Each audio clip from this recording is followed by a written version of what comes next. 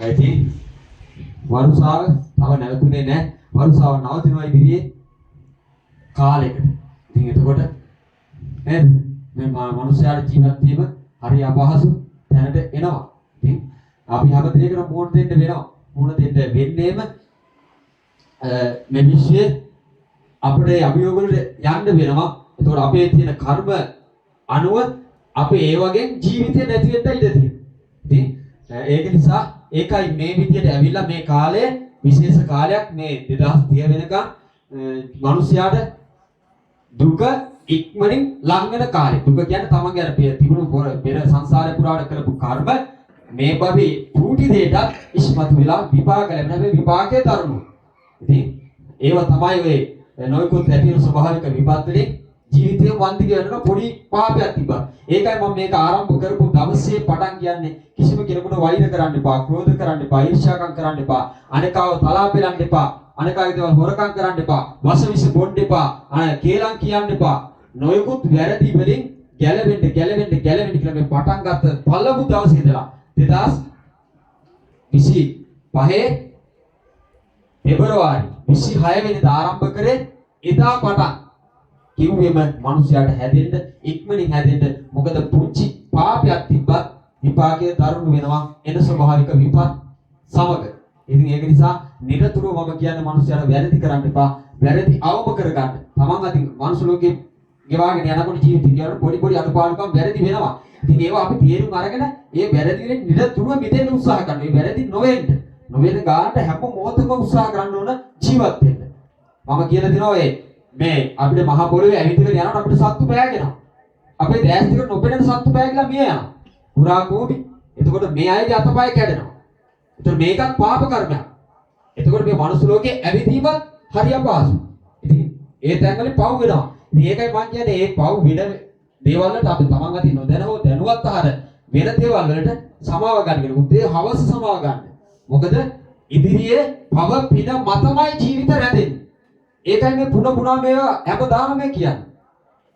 පව පින මතමයි ජීවිත රැඳෙන්නේ. සමහර විටගෙන ලෝක විනාශයක් නැහැ. ඔය විපත් වලින් අපි නැති වෙන්නේ නැහැ. පින තිබ්බොත් බේරෙනවා. නැත්තම් පොඩි දෙයක් ඇති. ඒකයි කියන්නේ තමන් කරන මේක මේ ශරීරයට අරක්කු බීඩි සිගරට් ගංජා කුඩු වයිස් බුලත් පිට දෙන්න එපා. මේක වෙනසනවා ඉවරයි. තමන් ලැබුණු පින්වන්ත මනුස්සකය පෙරපින නිසා ලැබුණා. ඉතින් මේ භවයේ අර දේවල් පාවිච්චි කරාම අපි විහිම් මනුස්සකය පුච්චනවා. නේද? එතකොට අපිට විපාක ලැබෙනවා ඒක. අපි ලැබුණු පින නිසා ලැබුණු මනුස්සකය අපි හිතාමතා පුච්චනවා. හිතාමතා වැරදි වලට යොදවනවා. එතකොට අර විශ්වයෙන් ඇති වෙන දේවල් වලින් එන මොකට වැඩක් නෑ මනුස්සකය දුන්නට ඔබ මේකෙන් ඵල ප්‍රයෝජන ගන්නෙ නෑ. ඒ නිසා ඔබ ඔක අතහැරලා යන්න ලෑස්ති. ඒකට යන්න වෙනවා. ඒකයි කියන්නේ ඒවා නවත්තන්න.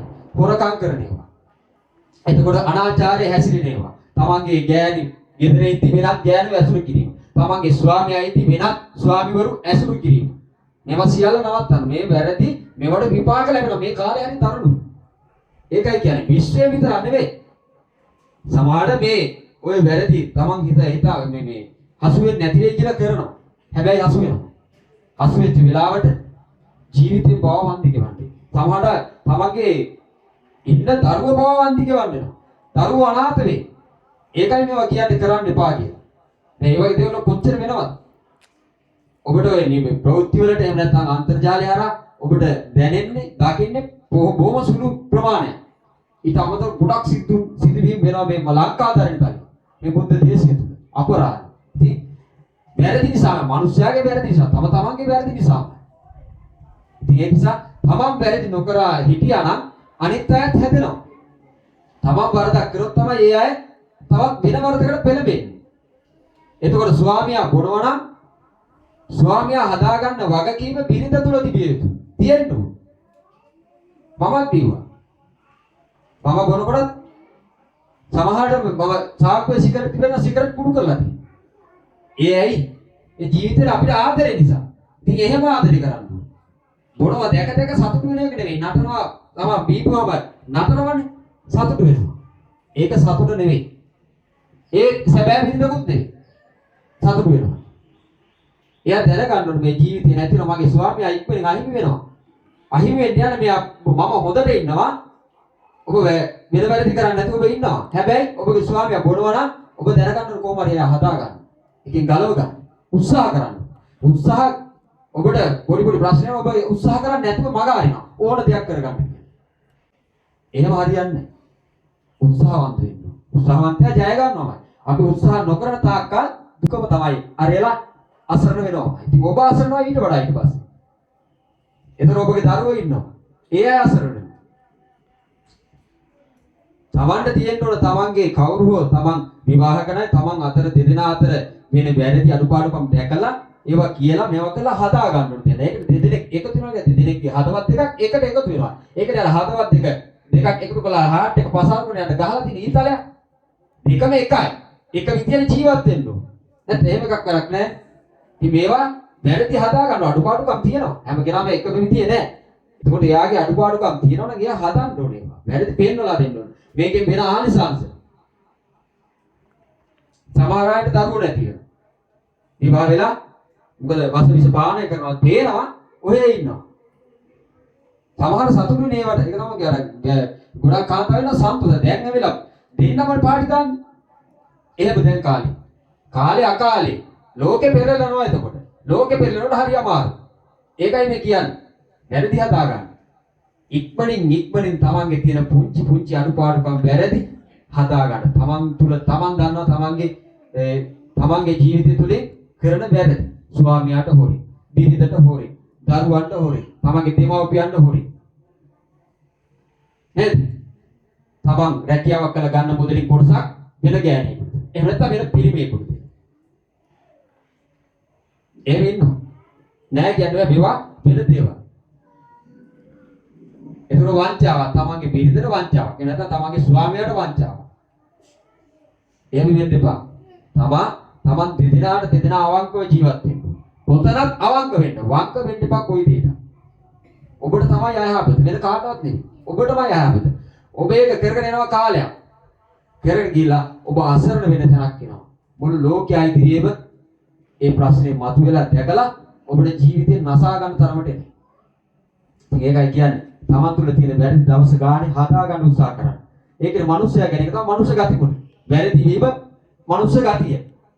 එතකොට ඔබගේ වැරදි හදා ගන්න ඔබ උත්සාහ කරනවා නම් මෙච්ච වැරදි වලට ඔබට සමාව තියෙනවා. එතනින් කලින් වෙච්ච වැරදි වලට ඔබට සමාව තියෙනවා. එතනින් එහාට ඔබ උත්සාහ කරන ඉතුරු කාලේ දැන් අවුරුදු 25ක් නම් අපි අවුරුදු 30ක් කියලා ඔන්න අවුරුදු 30ක් ගිහිල්ලා ඉවරයි. එතකොට මේ අවුරුදු 30 ඇතුළත ඔබ අතින් වැරදි වෙලා තියෙනවා. අඩුපාඩුකම් වෙලා එක නොයෙකුත් වැරදි වෙලා තියෙනවා. එතකොට මේ අවුරුදු 30ේදී ඔබ මේක හඳුනා ගන්නවා මේ තමන් අතින් වෙච්ච වැරදි. පව්. හඳුනා ගන්නවා පව සහ පින කරපු අපරාධ නේද වංචාවන් මේ සියල්ල බොරුව මේක ඔක්කොම හඳුනා ගන්නවා. මේක හඳුනාගෙන මෙතනින් එහාට මේ දේවල් නොකරනවා නම් අර ඒ වෙන තෙක් අවුරුදු 30 වෙන තෙක් වෙච්ච සියලුම වැරදි වලට ඔබට සමාව තියෙනවා. මේ සමාව ගන්න ඕන. ඉල්ලන්න ඕන. ඒකයි කියන්නේ අර උදෑසන ඔබ නිවසේ පහන තියලා උදෑසන අවදියලා බුදුන් කෙලින්ම නවතින්න උදේ පාන්දර ඔබ අදහන දිව්‍යන් ආසන බුදුන් ගැන බලලා දේව නවතින්න. හදවතින් භක්තියෙන් යුතු පිරිසිදු චේතනාවන් අරගෙන අද දවස තුන මම වැරදි කරන්නේ නෙව හිතන්න. අද දවසේ මම කිසිදු වරදක් නොකර ජීවත් වෙන්න කටයුතු කරනවා. කිසිදු සතෙකුගේ ප්‍රාණයක් නසන්න මම කටයුතු කරන්නේ. කාටවත් බොරුවක් කේලමක් කියන්නේ නැහැ. කවුරු කොටවන්නේ නැහැ. අනුන්ගේ දෙයක් හොරකම් කරන්නේ නැහැ. ස්වාමියාට මම වංචාවක් කරන්නේ නැහැ. මගේ පිරිතට මම වංචාවක් කරන්නේ නැහැ. මගේ දරුවන්ට මම නොමග යන්න දෙන්නේ නැහැ. හිතන්න. එතකොට ඔබ වෙලඳ සැල් තියෙන්න පුළුවන්. වෙලඳ සැලෙන් මම අනවශ්‍ය විදියට මුදල් ලාභ සොයන්නේ නැහැ. මට සොච්චමත් තිබුණා නැති. සුළු මුදලක් ලාභය දුන්නේ නැති මට ජීවිතේ ගෙර ගිවාගෙන යන්න විතරක්. ව්‍යාපාරය කරගෙන යන්න මට ජීවිතේ අපේ ගෙදර ඉන්න පවුල ටික ජීවත් කරන්න තිබුණා නැති. මට මහා ලොකු ලාභයක් අරගෙන නේද? ඒ ලාභය රැස් කරගෙන අරගෙන යන්න බෑ ඔබට. අරගෙන යන්න බෑ. එහෙනම් එතන ඔබ සාධාරණ වෙනවා නම් සාධාරණ මුදල් රැස් කරනවා නම් එතන ඊට වඩා ලොකු ලාභයක් තියෙනවා ඔබට. ඒක පුදුම ලාභයක් විදියට තියෙනවා ඔබට. ඔබ රුපියල් 10 15 වැඩි කර හොයනවා. එහෙම නැතුව ඒකෙන් සාමාන්‍ය සාධාරණ විදියට ඔබ මුදලක් ලාභේ තියා ගන්නවා නම් සාධාරණ විදියට ඔබට කීයක් හරි තියෙන්න ඕන හැමදේම. ඔබ වෙලෙන්සලක් කරන ඒක රුපියලක් හරි ඔබ තියෙන්න බෑ. තියෙන්න ඕන. ඒක සාධාරණව තියාගෙන ඔබ අර ඊට වඩා ලොකු ගාණක් අය නොකර වැඩ කටයුතු කරා නම් ඔබ අර 10ක් 15ක් ඒ වගේ වැඩි කරන්නේ නැතුව වැඩිය එහෙම ගියාම ඔබට එතන ඉතුරුවක් වෙනවා. මොකද ඔබ උදෑසන අවදි වෙලා ඔබ වෙළඳසැලක් පටන් ගන්නකොට කඩේ ඇරලා ඉවරලා අතුපතු ගාලා දුම් අල්ලලා කහ වතුර ඒලා ඔක්කොම කරලා බුදුන් නවතිනවා. බුදුන් නැමදිලා ඒ වෙලාවෙ ඉඳලා හොරකම් කරන්න පටන් ගන්න එපා. වංචා කරන්න පටන් ගන්න එපා. අනිකාගේ මුදල් කොල්ල ගන්න පටන් ගන්න එපා. සාධාරණ වෙන්න. මොකද බුදුන් ඉදිරියේ දෙවිවරු ඉදිරියේ ඔබ හොරෙක් වුණොත් ඔබට සාප දෙල්ලන්නේ නැහැ. මිනිසු කරනවා මේ දේවල්. උදේ පාන්දර වගේ හැම කඩේකම තියෙනවනේ දැන්. කවුරු නැදාලා බුදුන් හරි දෙවිවරු හරි ඉන්නවා ඉස්සර මේකක් ගහලා පහනක් හරි දැල්වලා එහෙම නැත්නම් බල්බයක් හරි දාලා සුවඳ දුම් ගහලා මොකද දේවල් කරලා තියෙනවා. හැම කෙනාම මේ දෙවියන් වැදලා තමයි මුදල් කොල්ල ගන්න. බාරගෙත් එහෙමයි. බාරගෙත් එහෙමයි. නේ අරක්ක විකුණා. හැබැයි උදේ බුදුන් වදිනවා දෙවියෝ කතා. පිටිට වේද කවදාවත් සැනසීමක් ලැබෙයි කවදාවත් ලැබෙයි. ඒකයි කියන්නේ ඒ උදෑසන පටන් ගත්තාම එතන ඉඳලා හරි දේම කරන්න. මිනිස්සු නොදැන කරන දේවල් මේ. බලාගෙන ඉන්නේ. ඔබ කරන දේවල්. උදේම ඔබ ආරාධනා කරලා තියෙන්නේ. දවස පටන් ගන්න පෙර, තමන්ගේ ව්‍යාපාර පටන් ගන්න පෙර බුදුන් දෙවියන් වන්දනා කළ ඔබ ආරාධනා කළා තියෙන අපදෙස ස්වාමීනි බලා හිඳින්න. බලා ඉන්නේ ඔබ හොරකම් කරනවද මොනවද කරන්නේ කියලා. ඒකයි ඔයගොල්ලෝ නොදැන කරන පොඩි වරදේ මහා බරපතල විදිහට පාපේ තිබෙනවා. සාපේ තිබෙනවා. පුංචි පුංචි තැන්වල හිතන් නැති නොසිතන තැන්වල ලාභයක් වෙයි ඔබට. ඒවා සාධාරණ වැඩ කරන්න. කොතනකත් සාධාරණ වෙන්න. අවංකව වැඩ කරන්න. තමන්ට අවංක වෙන්න. තමන්ට අවංක වුණාම හරි. තමන් වෙන කාටවත් පේන්නේ නැහැ කියලා තමන් බැරිදි කරොත් ඔබම තමයි අසරණ වෙන්නේ. හරිද? අද අපි කලින් ඉවර කරමු. මොකද හේතුව තමන් එන්න යන වාහන බස් ප්‍රශ්නේ තියෙනවා. ඊට පව් වලට සමාව ගන්න.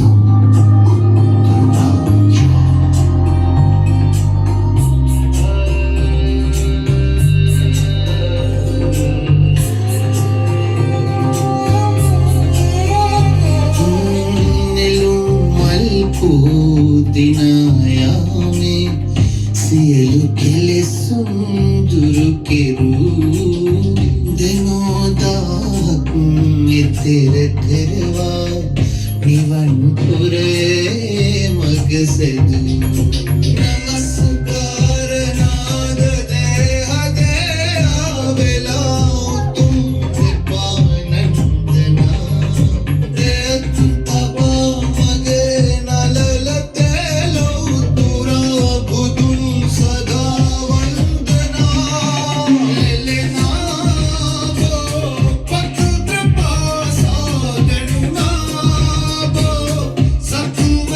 Karuna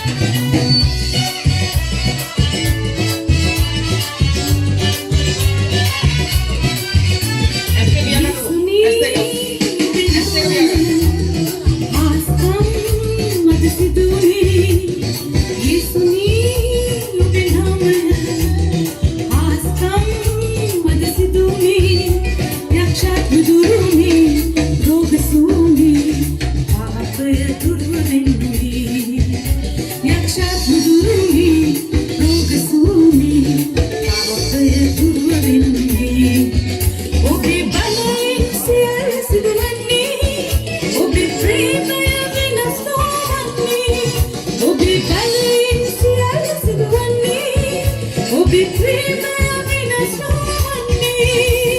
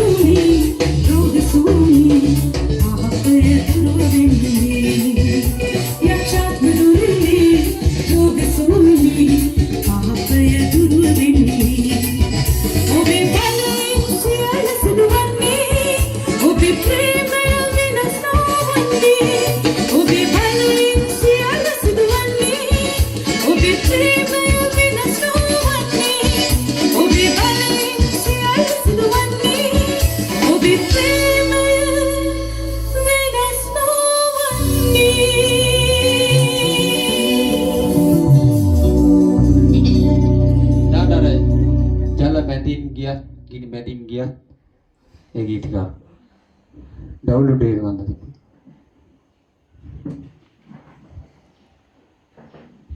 හරියට.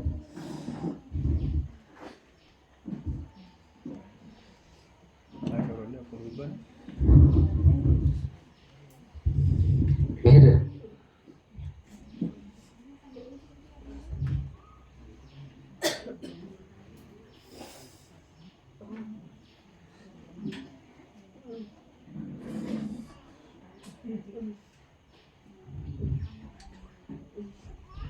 දැන් තමන්ට සිහි වෙන්න ඕන තමන් කරපු පව් එකින් එක සිහි වෙන්න ඕන. මොනවද කරපු පව්? ස්වාමියාට වංචා කරාද? පිරිතට වංචා කරාද? දෙමව්පියන්ට වංචා කරාද? අනුන්ගේ දේවල් හොරකම් කරාද? කේලම් කියලා අනුන් කෙටෙව්වද? අනුන්ගේ ඕපාදූප හෙව්වද? තමන්ගේ ගෙදර ප්‍රශ්න කොට තියාගෙන අනුන්ගේ තමයි හොයන්නේ. මේවා කරාද? සත්තු මැරුවද? මස් බැදලා උයලා තම්බලා කෑවද? මලකුණු ඔබ කෑවද? කොච්චරනම් කාලයක්ද නේද? ඔබගේ තියෙන සර්වාංගයටත් වඩා ඔබ මස් කඳක් කාලා ඇති. ඔබ ජීවත් වෙන නිවස තරම් මස් කඳක් කාලා අසුචි බවට පත් කරලා ඇති ඔබ. පව් නෙවෙයි. නේද? මොනතරම් කාලයකට මස් මාළු වේ වගේ. බිත්තර ලොරි ගණන් කන්න ඇති ඔබ.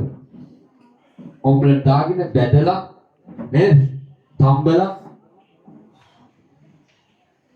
මතක තියාගන්න ඔබ කාපු දේවල් වල විපාකේ එනවා කියලා. කොයි මොහොතකරි ඔක්කොම එනවා කියලා. එතකොට ඔබ බලන්න ඕන ඇත්තටම මං බුදුන් අදහන කෙනෙක්ද?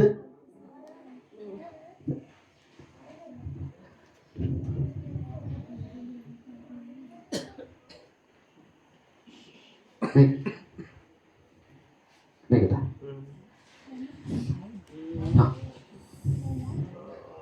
ඔය තත්ත්වයක. නේද? එතකොට බලන්න ඔබ. මිත්‍රි අතරම ටොග්ගා දෙකට කඩලා අරකට දානවා මෙහෙම කර. සතෙක් මරලා ඉවරයි. ප්‍රාණඝාතය සිදු වෙලා ඉවරයි. එතකොට බලන්න ඔබ අදහලා තියෙන්නේ බුදුහාමුදුරුවෝගේ මග ගිය දෙවිවරුද කියලා. එහෙනම් ඔබ බුදුන් අදහලත් නැහැ, දෙවිවරු අදහලත් නැහැ. ඔබ අදහලා තියෙන්නේම මාර්යාගේ ගෝලියෝ. නැත්නම් මාර්යාට ඔබ බුදලා තියෙන්නේ. මොනව කියලා නැහැ නේ ඔබට කවදාවත් සත්තු මරාගෙන ඇති වෙන්න කන්න කියලා. නේද? එදා මිහිඳු මහරහතන් වහන්සේ මිහින්තලා නේද කඳුමුදුන මේ තියෙන්නේ. මේ වැඩම කරන අවස්ථාවේ දේවානම්පියතිස්ස රජතුමා නේද? මුවා පස්සේ හඹා කී. හැබැයි මිහිඳු මහරහතන් වහන්සේ එදා ඒ වැඩි වෙලාවේ සිට ඒ වෙලාවෙම දේවානම්පියතිස්ස රජතුමා දහම අඳුනගත්තේ නැත්නම් මොන තරම් රටේ ධර්මයේ ව්‍යාප්ත කරාද? මොන තරම් අද අපිට මේ මහා සෑය වන්දනා කරන්න හිමිලා තියෙන්නේ? ඒ දේවල් තමයි. ඒ වගේ තියෙන විහෙර විහාරස්ථාන දාගම් අටමස්ථාන සුලස්මස්ථාන මේ ඔක්කොම මේ ව්‍යාප්තිය. ඒ රජුරු. ඔබ දන්නේ නැතිනේ ඇත්තම කවුද මේ දේවානම්පියතිස්ස රජතුමා? ඔබ දන්නේ නම විතර. කවුද කියලා දන්නේ නැහැ. කොහොමද? කින්ද මන්ද දන්නේ නැහැ. ලංකාද්වීපයේද ධර්මයේ අරගෙන දෙවෙනි බුදුන් වැඩියා. මේ තලා කඳු මුදුනට. එතකොට ඇයි දේවානම්පියතිස්ස රජතුමාටම මුණ ගැහුනේ? ඉතින් ඔයගොල්ලෝ දන්නේ නැහැ ওই දේවල්. ඇත්තට ඔයගොල්ලෝ බෞද්ධයෝ නෙවෙයි. දේවානම්පියතිස්ස කියන්නේ සුමන දමන් දිව්‍ය රාජා. අම්මා.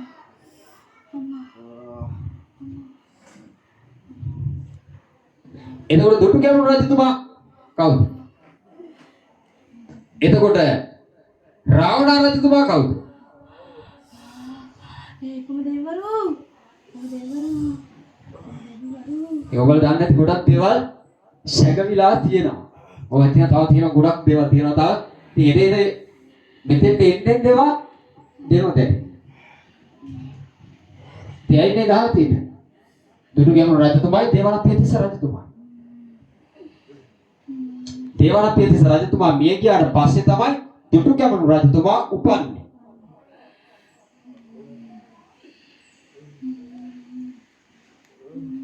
හරි ඊම පස්සේ ඔබට දැනගන්න පුළුවන් කවුද කින්ද මන්ද කියලා. හරි ඉතින් ඔබ වැරදියට ගන්න එදා ප්‍රාණඝාතය නැවැත්තුවා. එදා පටන් ලංකා ධරණී තලයේ මත ව්‍යාප්ත කරා සතුන් මැරීම පාප කර්මයක්. මේක මහා අකුසල කර්මයක්. එහෙම වෙලා තිබුණා. එතකොට ඒ බුදු පියාණන් වහන්සේ මිහිඳු මහරහතන් වහන්සේ පෙන්නපු දහම තුල හැසිරෙච්ච රජවරු මස් කෑවේ නැහැ. දෙව්තල වලට ගිහින් එහෙනම් අද මහසෑයක් ඉදි වෙන්නේ නැහැ. ඒ ඔක්කොම ඉන්නේ දෙව්තලවල.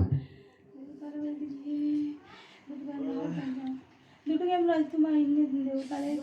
ඉතින් ඔබ බලන්න එතකොට ඔබලා කරලා තියෙන දේවල් හරියද කියලා. ඇත්තටම බෞද්ධයෙක් විදිහට දෙවියන් වහන්සේලා අදහන විදිහට අපි මේ කරලා තියෙන දේවල් හරියද? ඉතින් මේවා තමයි ඔබ වැරදිලා. ඔබට මග වැරදිලා. තේරුමක් නැතිව කොතනින් හරි වැරදිලා. මුල දැන් කතා ගන්න. දැන් දන්න. ඉතින් මේ වරද තේරුම් ගන්න මෙතන ගියාට හැදෙන්න උත්සාහ එකපාර අමාරුයි. මස් මාළු කණ එකත් අමාරුයි නවත්තන්න. දැන් මොකද මේ මනස හුරු කරලා ඉවරයි. අර මම කියුවා වගේ බත් එක කෑව ගමන් බීපන් සිගරට් එකක් බීපන් කියන. මනස කියන්නේ ඒ වගේ තමයි මස් කෑල්ල දැන් හුරු වෙලා තියෙන්නේ මනසට. දැන් මේක නවත්තන්න හරි අමාරුයි. මනස කියන ගණි මස් මාළු කෑල්ලක් නැතුව වැඩක් නැහැ. මේ මලකුණක් නැතුව ඔබට කිසි රහක් නැහැ කියලා කියනවා මනසේ. ඉතින් හොයනවා. ඉතින් හරි අමාරු මේකට ඔබ හුරු කරලා. ඉතින් මේකට යහපත් දේ හුරු කරා නම් එළවලු පළතුරු නේද? අලබතල ඔය දේවල් හුරු කරා නම් මොකද වෙන්නේ? අපි දැනගෙන හිටියා මමත් දැනගෙන හිටියේ නෑ. හැබැයි මම දැනගත්තා ඒක. මාත් ඒවා දැනගෙන හිටියේ නෑ. මාත් කියව ඇත්ති වෙන්න මස් මාළුද කෑවා. බිත්තරද සමහර දවස්වල මම කැම්ප් එකේ ඉද්දි බිත්තර ගෙඩි දෙකක් තුනක් කන වෙලාවක් තියෙනවා.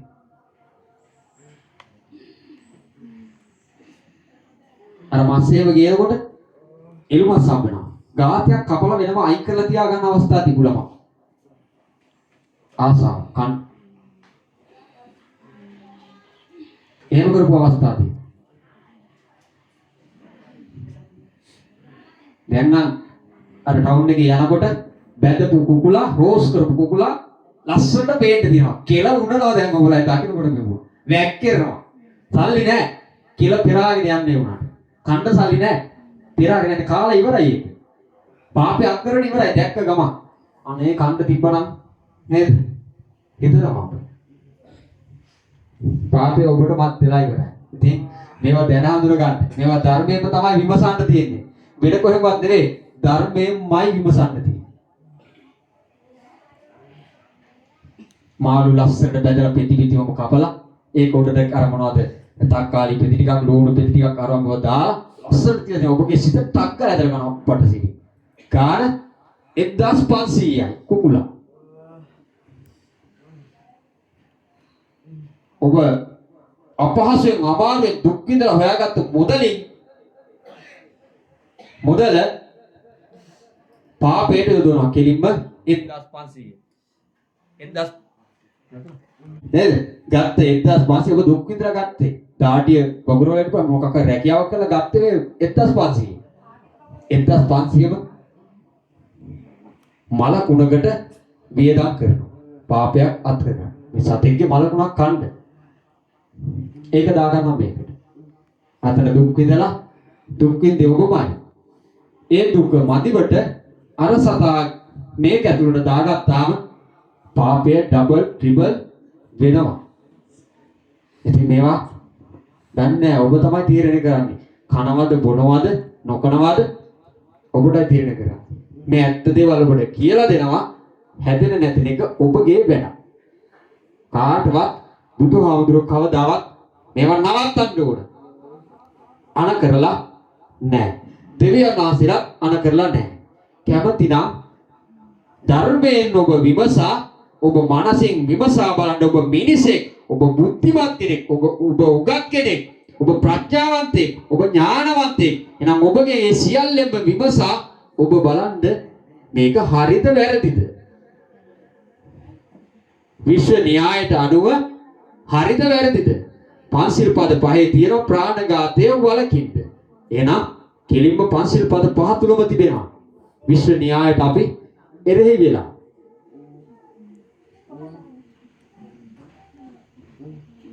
දාබා වමනේ බන්ධනේ නීචකුල බන්ධන රොඩීකුල බන්ධන ඉඩා බන්ධන එක පෙරේතුව බන්ධපුවා මලගේ ප්‍රාණකාරව බන්ධපුවා පෞල් ජීවිත විනාශ කරන්න දීපුවා වශී වෙන්න දීපුවා එක යක්ෂාත්ව බන්ධපු බන්ධන දාබා වමනේ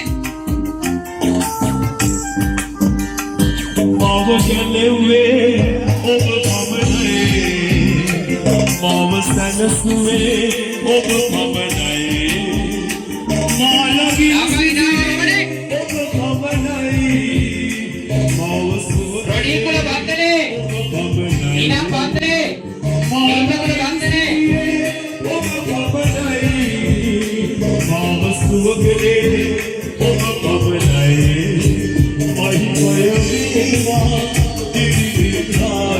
ඔබ සිතන්න ඔබගේ තිබෙන රෝග සියල්ල සුවපත් කර දෙනු කනව ස්වාමීනි අපි අසරණයි අසරණ හේතුව මේ සංසාර පුරා අප කර අකුසල කර්මයන් විපාකය මේවා ඔබට ඇවිල්ලා අද අපි අසරණ වෙලා අද අපි දුක් විඳිනවා අද රෝගය ඇවිල්ලා අද මනසට පීඩාකාරී විදිහට ප්‍රශ්න ඇවිල්ලා මනසට නිදහසක් නැහැ හරියට කැම පීලක් කාලා නිදහසේ ඉන්න බෑ කොහෙන් ගියත් ප්‍රශ්නයක් කොහෙන් ගියත් වේදනාවක් කොහෙන් ගියත් දුකක් එක තැනකින් නිදහසට එනකොට තව ප්‍රශ්නයක් ඔබට ඇවිල්ලා ඒ ප්‍රශ්නේ මෙදිනවා වෙනකොට තව ප්‍රශ්න දෙකක් ඔබට ඇවිල්ලා ඒ ඔබට ආර්ථික අපහසුතා සියලුම දේ ඔබ අවහිර වෙන ආර්ථික අපහසුතාවය ඇති වුණොත් ඔබට කෑම බීම නැති වෙනවා ඔබට ඉන්ටර්නෙට් එක අයින් වෙන්න පුළුවන් තව නොයෙකුත් වැඩ කටයුතු වලට ඔබට මුදල් හදා නැති වෙනවා සියල්ල වඩ ඔබේ ජීවිතේ වඩ වෙනවා දරුවන්ගේ ඉතිරි කටයුතු සම්පූර්ණ නැතිනවා ආර්ථිකයේ විඳ වැටුණොත් ඉන්ටර්නෙට් ප්‍රශ්න වැඩි වෙනවා එහෙම ඇවිල්ලා ස්වාමියා ඔබ දානයන්ට පටන් ගනි එහෙම නැත්නම් විවිධ ස්වාමියා දානයන්ට පටන් ගනි එහෙම නැත්නම් දරුවෝ අයාලේ යයි බලන්න ඔබට රෝග ප්‍රශ්න එන විදිය ඔසිතන විදියට ඔබට ප්‍රශ්න ඒ එන්නේම ඔබගේ අකුසල කර්මයන් ඉස්මතු කෝ ඔබ මොහොතක් සතුටින් හැබැයි ඊළඟ කාලෙම දුකෙන් එන්න පුළුවන් පුංචිව කාලය ඔබ තේරෙන්නේ ඔබ බැලුවොත් ඔබ සතුටින් ඉඳලා ඉන්නේ බොහොම සුළු කාලයයි ඇයි සෑම දවසකම ඔබ මහා දුකකින් ඉන්නේ මහා ප්‍රශ්නයක් ගැන කල්පනා කරමින් ඉන්නේ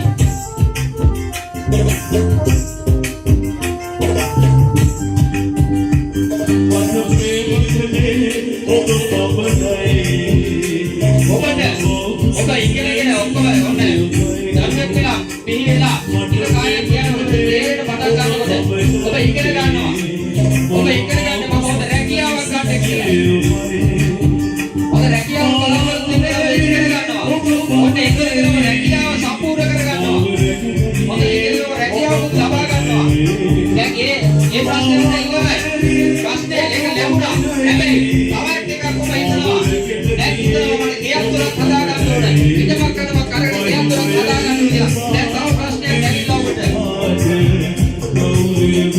ඒක දෙහිඳ හදාගෙන යනකොට ඔබට හිතනවා විවාහයක් කරගන්න ඕනේ දැන්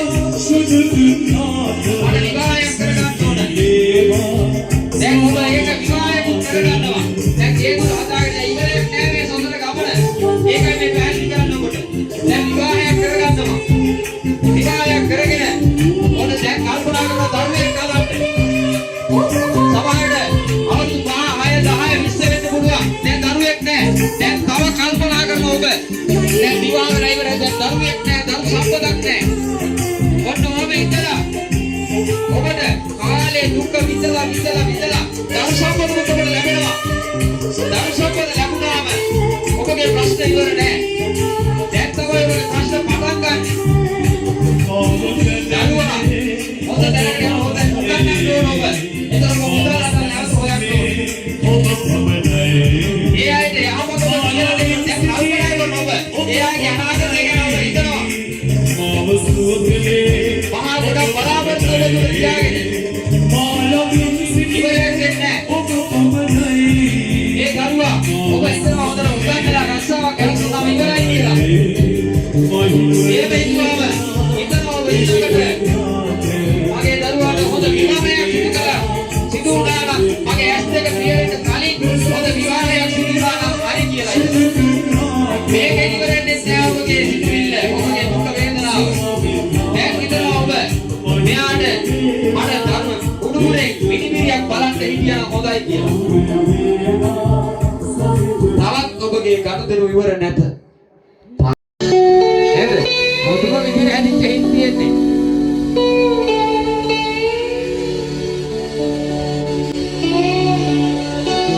ඔබ තුල තියෙන නොයෙකුත් ප්‍රශ්න දුක් වේදනා අරව මේවා බලාපොරොත්තු නේද?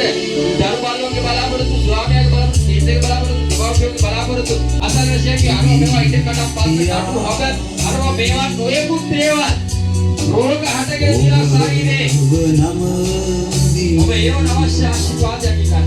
සුවය ඉල්ලන්න. නිදහස ඉල්ලන්න. දැනසීම ඉල්ලන්න. ජය ලබන්න ඉල්ලන්න.